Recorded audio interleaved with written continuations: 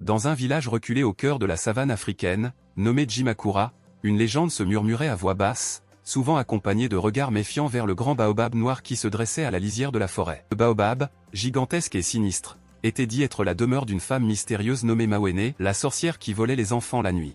Mawene n'était pas une femme ordinaire. On disait qu'elle était née lors d'une nuit sans lune, au moment où un éclat étrange avait traversé le ciel. Dès son enfance, elle était rejetée par les autres. Son regard perçant semblait lire dans les âmes, et ses lèvres murmuraient souvent des mots incompréhensibles. Un jour, les premiers signes de son terrible pouvoir apparurent.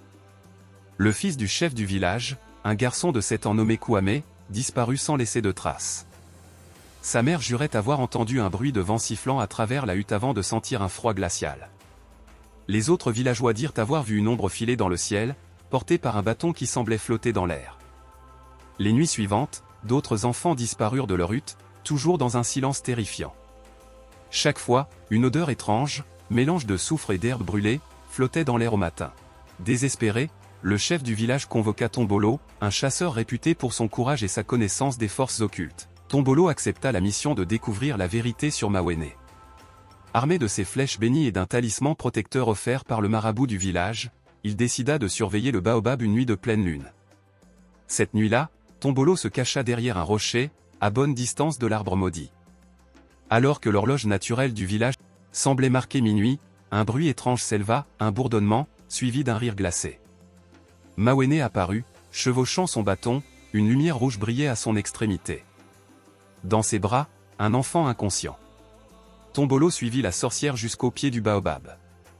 Là, Mawene traça un cercle au sol avec une poudre noire qui s'enflamma instantanément. Une forme éthérée, mi-humaine, mi-animale, émergea du tronc de l'arbre, réclamant des sacrifices. Mawene entama un chant guttural, et le corps de l'enfant sembla flotter au-dessus du sol. Rassemblant tout son courage, Tombolo tira une flèche bénie qui fendit l'air et toucha le bâton de Mawene. Celle-ci poussa un cri strident, et l'enfant retomba au sol. La sorcière, furieuse, lança une incantation, mais Tombolo utilisa son talisman pour repousser son attaque. Le combat fut intense, mais avec l'aide des bénédictions du marabout, Tombolo parvint à briser le cercle maléfique et à détruire le lien entre Mawene et l'esprit de l'arbre. Depuis cette nuit, aucun enfant ne disparut à Djimakura. Le baobab noir devint un lieu interdit, et personne n'osa s'en approcher.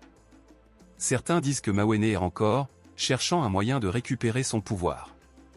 Mais Tombolo, devenu un héros, veillait sur le village, armé de son talisman et de sa foi indéfectible en la lumière. Ainsi, la légende de Mawene, la sorcière du baobab, continua de hanter les nuits de Djimakura, rappelant aux habitants que même dans l'obscurité la plus profonde, un éclat de courage pouvait briller.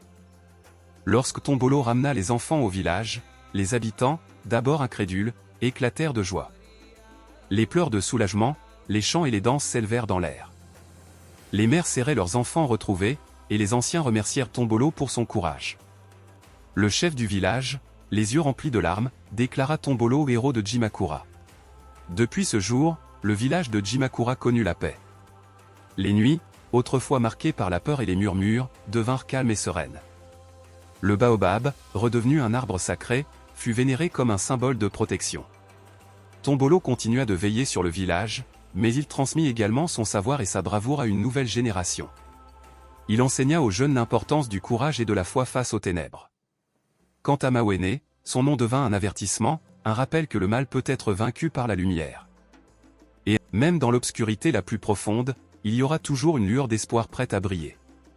Le courage n'est pas l'absence de peur, mais la force de l'affronter et de triompher. Mais comme Tombolo, nous avons tous une bataille à mener, mais avec la foi et la détermination, aucune ombre ne peut nous arrêter. Le bien triomphe toujours, non parce qu'il est plus puissant, mais parce qu'il est porté par ceux qui refusent d'abandonner.